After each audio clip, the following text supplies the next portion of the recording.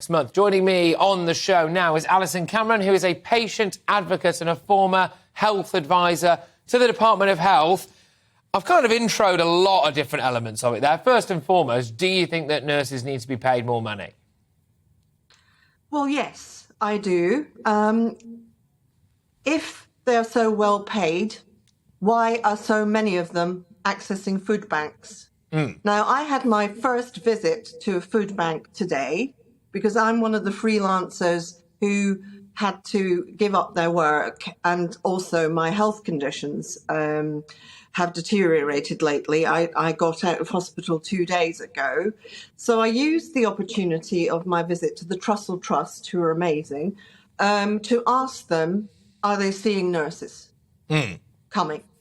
Yeah. And they said, absolutely yes. And that is clearly completely unacceptable and goes well against, your lovely provocative intro, which I quite enjoyed because I like getting fired up like that. There's a because this is enough. not just about, can I just finish?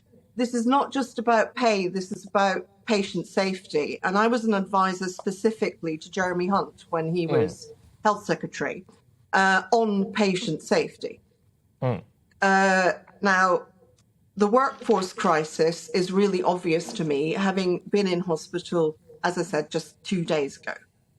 I could see it. I could see the lack of European staff, and would you believe it? That, I believe, is because of Brexit.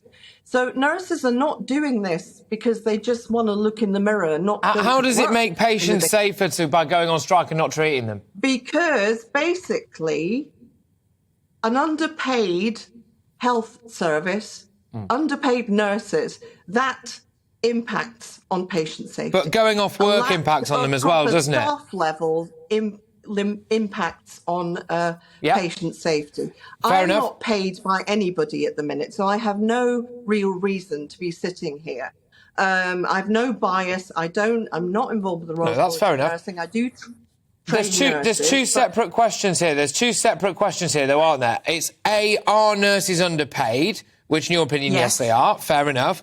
B, should they go on strike? Because if you go on strike as a nurse, someone might die.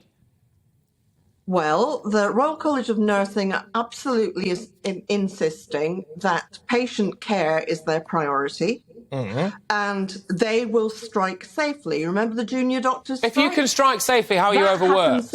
Excuse me, if you can strike safely, if 300,000 nurses can go off work and patient care is not impacted, then nurses aren't overworked, are they?